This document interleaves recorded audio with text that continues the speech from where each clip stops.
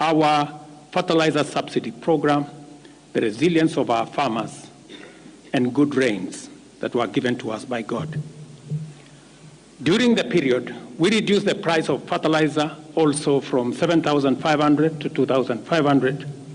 Petrol prices have come down from a high of 217 to now 187 a litre. The shilling has strengthened against the dollar from a high of 165 to now 127, 128. We have made significant progress in pulling the nation back from the brink of debt distress. Our debt situation is better managed, and our budget now has space for investment and in programs aimed at easing the hardship on vulnerable people and creating opportunities for our young people. Our GDP grew by 5.6% last year, ranking Kenya among the 27 fastest growing economies in the world.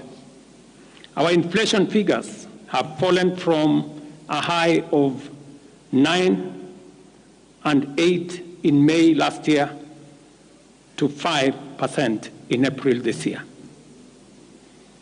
It is instructive for the nation to know that for every 100 shillings we collect as taxes, we spend 61 shillings in debt service.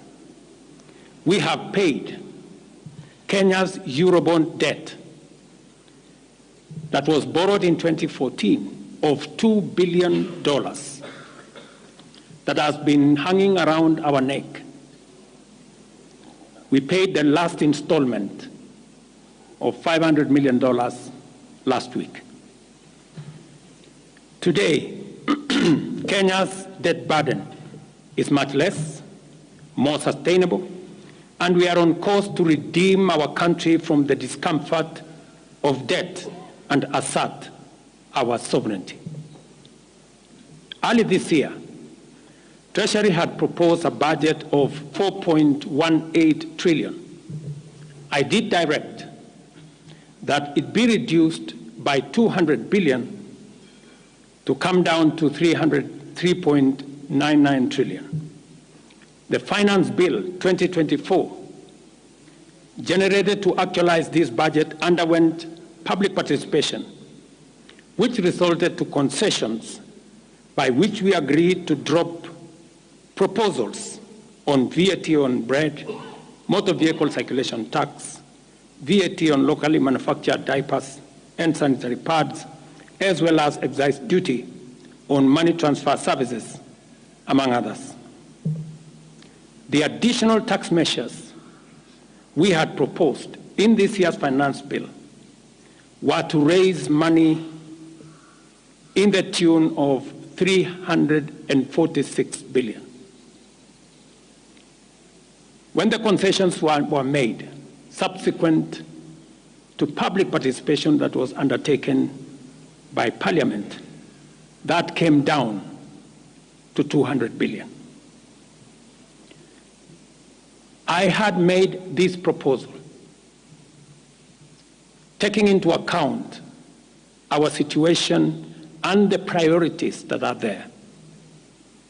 I want to thank the members of Parliament seated behind me and those who voted yes for identifying the priority areas of our nation.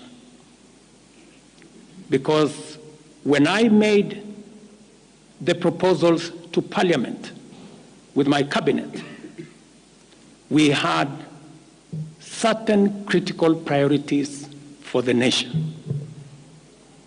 Number one is our agriculture.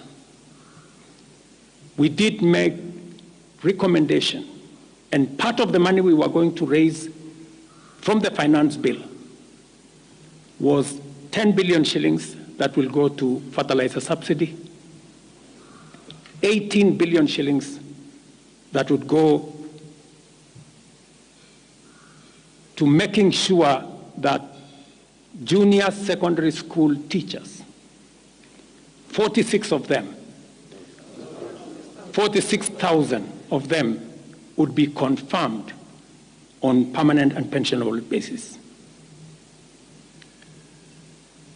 We are very clear in our minds that education being the greatest equalizer, no child in Kenya should go to a school where there is no teacher or where there are no adequate teachers. It is because of that reason that in this finance bill also, we had committed to hire an extra 20,000 teachers.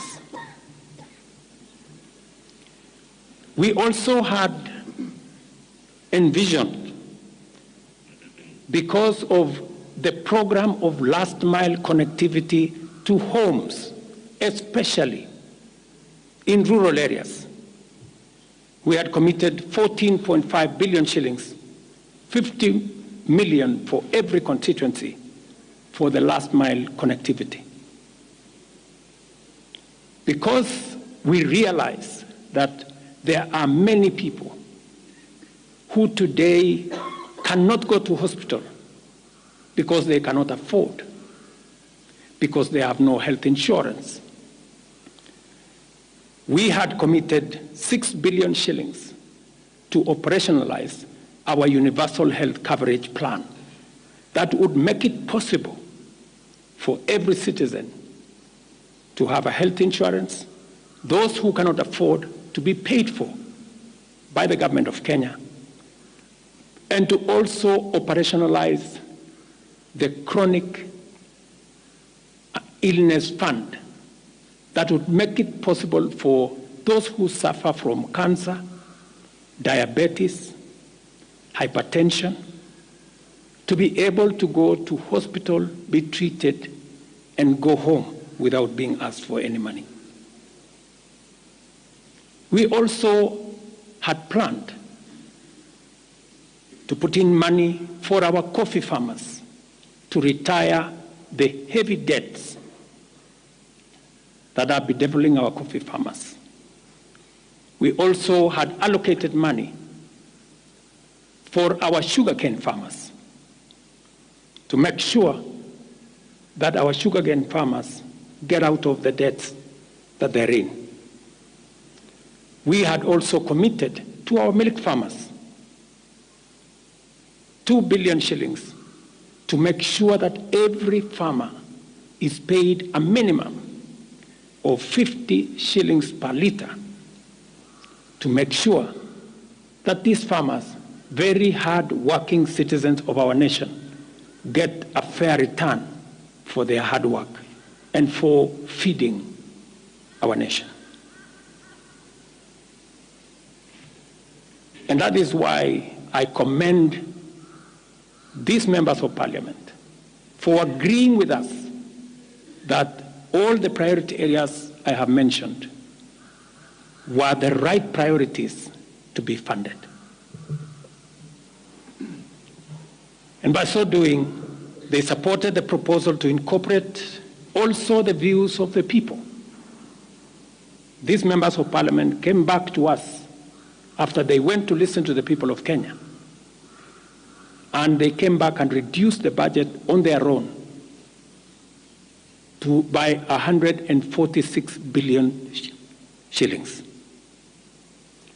Notwithstanding all these concessions, it has become evident that members of the public still insist on the need for us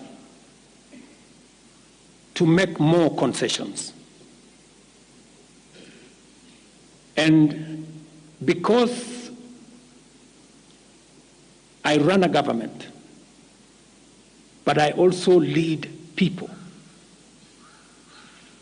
and the people have spoken, I am grateful to all the members of the National Assembly who voted yesterday affirmatively for the Finance Bill 2024 as amended on the floor of the House to incorporate the views generated through public participation. And following the passage of the bill, the country witnessed widespread expression of dissatisfaction with the bill as passed. regrettably resulting in the loss of life, destruction of property, and desecration of constitutional institutions. On my own behalf, and on behalf of these members and many other Kenyans, I send my condolences to the families of those who lost their loved ones in this very unfortunate manner. Consequently, having reflected on the continuing conversation around the content of the Finance Bill 2024, and listening keenly to the people of Kenya who have said loudly that they want nothing to do with this Finance Bill 2024, I concede, and therefore I will not sign the 2024 Finance Bill, and it shall subsequently be withdrawn, and I have agreed with these members that that becomes our collective position.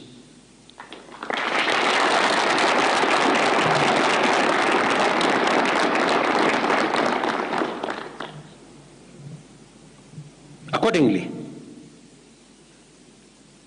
there is need for us as a nation to pick up from here and go into the future. And I am therefore proposing that because we have gotten rid of the Finance Bill 2024, it is necessary for us to have a conversation as a nation going forward. How do we manage the affairs of the country together? How do we manage our debt situation together? How do we work on the budget with the deficits that now exist together? And as I committed last Sunday, I will be proposing an engagement with the young people of our nation, our sons and daughters, for us to listen to them. As I said on Sunday, listen to their views, listen to their proposals, their ideas, their concerns, and what they think we should do better as we go forward. I am also recommending a multi-sectoral, bipartisan, multi-stakeholder engagement from civil society, religious organizations, professional bodies, for us as a nation to speak to the future of our country, again, together. And this will be on matters that are contained in the bill and matters that the people of Kenya have canvassed in the conversation that has been going on. In this regard as well, I am directing for immediate further austerity measures to reduce expenditure, starting with the Office of the President,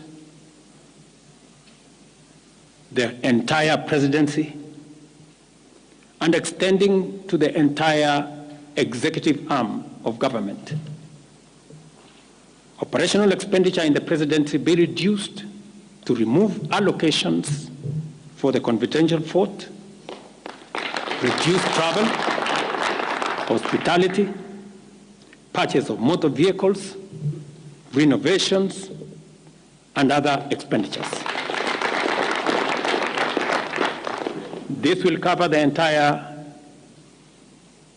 presidency and also the executive arm of government. I also propose that equally, Parliament, the judiciary, and county governments, working with the National Treasury, also undertake budget cuts and austerity to ensure that we do live within our means, respecting the very loud message that is coming from the people of Kenya.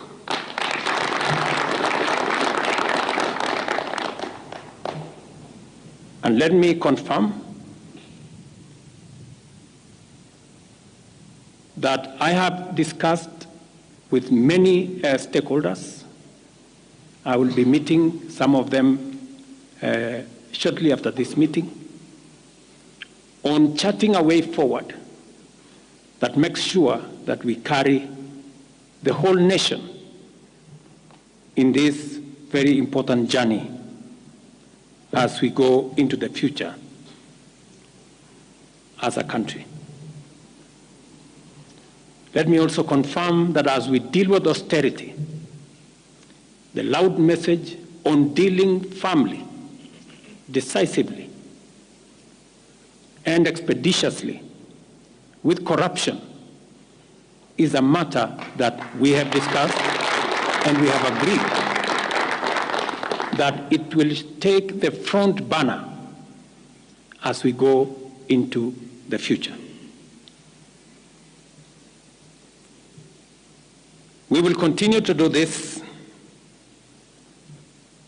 and carry out this very important conversation.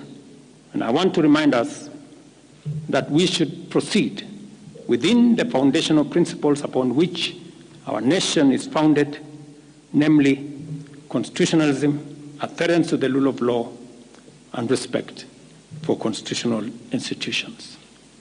We must continue to operate within the parameters of the law. I thank you.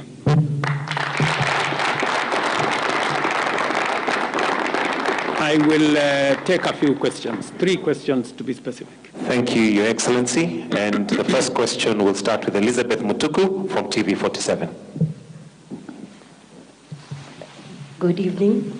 My question is on young leaders from the Gen Z generation who were abducted yesterday and the day before yesterday. What happens to that? Second, there were young people who were killed during the demonstrations. What do you speak of that as the head of state?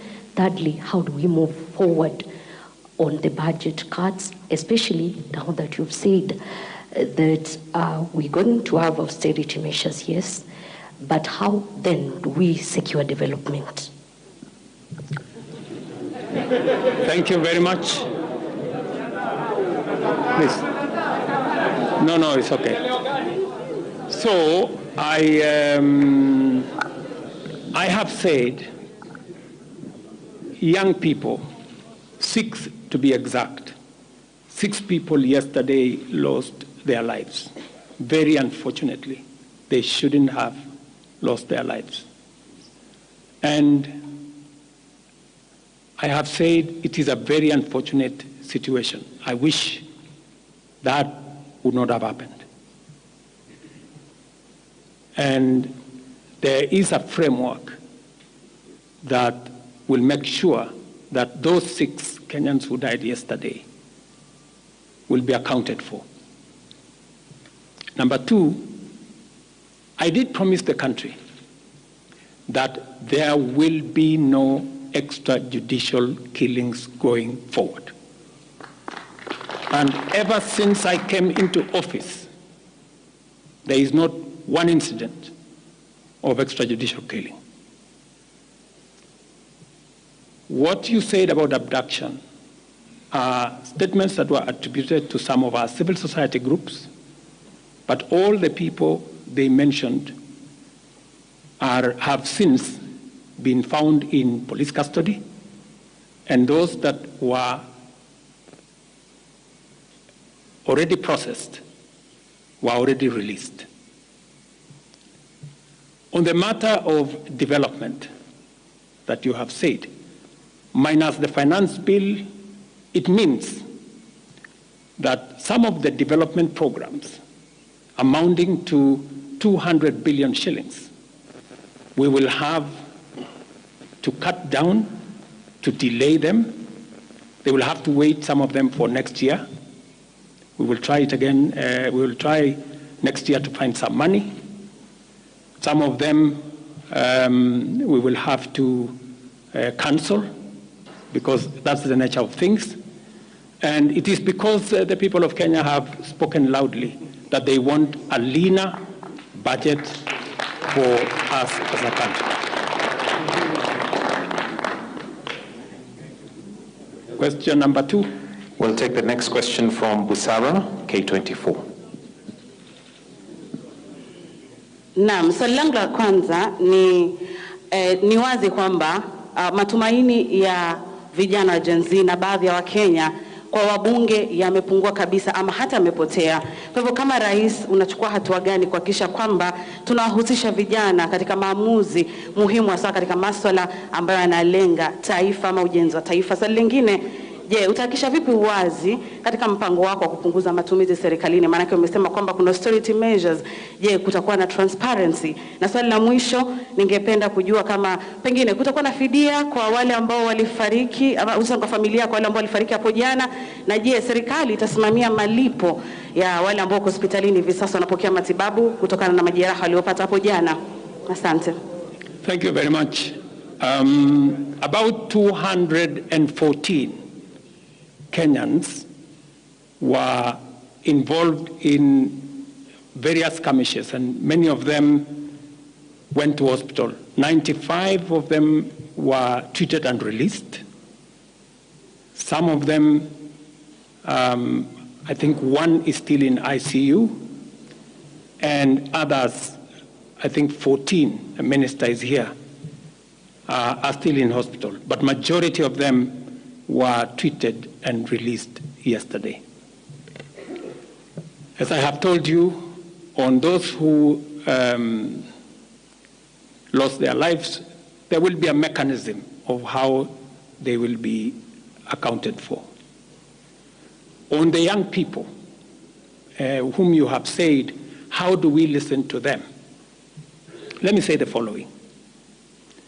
Number one, I did make a very clear, determined program to create opportunities for young people to work. It was in our manifesto. It is in my plan. As I talk to you, 3 of the programs are going on. The housing program today has 160,000 young people working as engineers, as architects, as quantity surveyors, plumbers, masons, carpenters, artisans, transporters, accountants.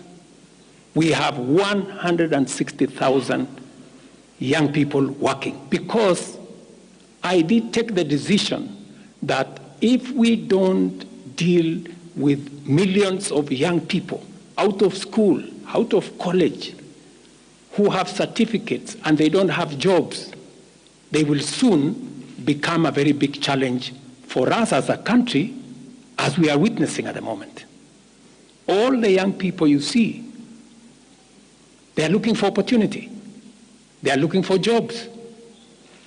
And that is why our housing program, once it is fully rolled out, we will have a minimum of 500,000 young people working in our housing program.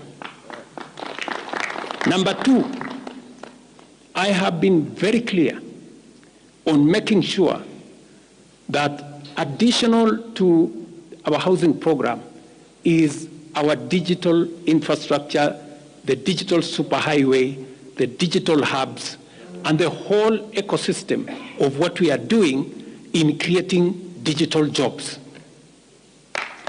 I was in Ruto with Honorable Kingara, who's right there, not more than a month and a half ago, launching a hub that will hire 4,500 young people under CCI. In this budget, we had added 10 billion shillings to CDF for them to be able to construct ICT hubs in each ward in the Republic of Kenya. That would give opportunities for 200 to 300 young people in every ward to access internet, to be trained, to have a hub, and to monetize their digital skills. We will still find another way of implementing this plan, even if we have to cut back on CDF, if that is what is going to happen. Again, because we believe that young people deserve opportunity. As I talk to you, we've just concluded 3 bilateral agreements, one of them with Germany, on export of labor. Because we have negotiated with many countries who are interested in the high skills of Kenyan labor. And we have an ecosystem, we now have a plan on how we are going to make sure that the young people in Kenya get opportunities to work either in Kenya or outside Kenya. In fact, just last week, I saw on the headlines of one of the dailies, there was a gentleman from my village. He was put on the headline. And he said he operated from where I used to operate, selling chicken. That's why they put him in the headline. And his complaint was, you see, the president has not done well because in this village, many people are going to look for jobs outside Kenya. That gentleman did not know that those people in our village that have gone to Saudi Arabia or UAE, I am the one who supported the program for them to go as part of the export of labor. So he thought that those people were going away because there were no jobs in Kenya. But it is part of this plan I have kept on talking about, because I think it was called Misoy or somebody. If you go and check the headline, I think of last week, Thursday or Friday, he was there. He didn't know, the good young man, that I think we have almost 500 or 400 and something people around that village that have actually gotten jobs outside Kenya. And they are changing that village. And that is actually an admission by that gentleman that our plan on export of labor is working. And number 2, that when we committed ourselves to making sure that we create opportunities for young people to work, we meant it. So we have a program on housing, we have a program on digital jobs, we have a program on export of labor, we have a program on the whole manufacturing sector. Let me give you another example. Now I'm talking this as a leader. We deliberately, last year, said we cannot continue to import products that we can manufacture in Kenya. One of them was clinker, cement, furniture, steel. What has happened the last 1 year? Very many, in fact 5 to be specific, companies have sought licenses in Kenya to do clinker, to do cement. And last year, because of what we did, we reduced the import of clinker by 95%. We saved foreign exchange, we created jobs locally. I was in West Pokot with my Minister for Industrialization. I'm sure the members of West Pokot, they are here. They were there with me in West Pokot. opening a clinker factory that now hires 2,500 young Kenyans, with another almost 2,000 as drivers, support staff, a big market now in West Pokot, expanding manufacturing in Kenya is the right thing. And it is the reason why some of our policy interventions on matters like imported stuff that are being manufactured in Kenya. For example, we have said substandard, low quality imported sanitary pads from China and other places. How can they come into Kenya when we have 10 companies in Kenya hiring Kenyan young people? How can they come and compete here? All the products that we are manufacturing locally, we must protect our local industries so that they create jobs locally, so that they create opportunities locally. In this finance bill, you will also see that we have imposed duty on potatoes from Europe. Surely, how can we continue importing potatoes from Europe? And we have farmers right here in Kirinyaga. We have farmers right here in Nyandarua, in Molo, in Timau. How can we justify? How can anybody take offense that we have imposed duty on imported potatoes? We have put duty on imported eggs, on imported onions, because we must protect our local farmers. Every country does that. Every country does that. I was negotiating with the Prime Minister of India because they are imposing duty on our avocados. I was in Korea negotiating with the government of Korea because they are imposing duty on our tea, on our coffee, and on our macadamia, including our avocados. Every country does that to protect their market, unless there is a mutual agreement. So these are amongst the things we are doing to make sure that we grow our local manufacturing, create local jobs, create local wealth. That is how we are going to move forward as a country. We cannot continue to be a supermarket for other people's factories. It is important that we also produce our own products. Our young people can produce products in Kenya which are of high quality, which are of international standard, and we can do that.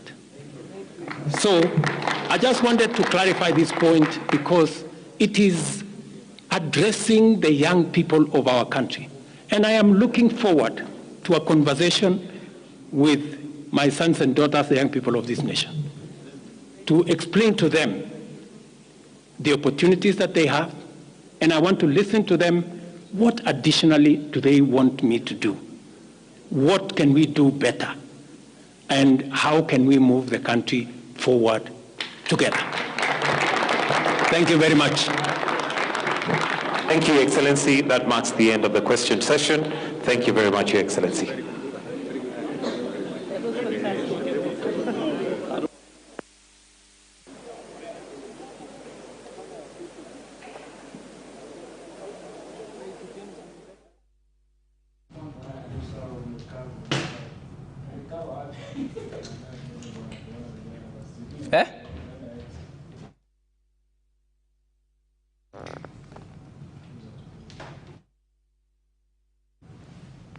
Well, there you have it. Kenya's President William Ruto, there flanked by several members of parliament allied to the Kenya Kwanza government, where he says that he has finally conceded to pressure from the youth and members of the public in the country and not signed the Finance Bill 2024 into law, and instead he will withdraw it entirely from the budget-making process of the 2024-2025 budget. That's what he has just announced, that he has withdrawn the Finance Bill in its entirety, and he will not sign it into law. Remember, it was passed by members of the Power of Parliament yesterday in the National Assembly by 195 to 106, and the President had three options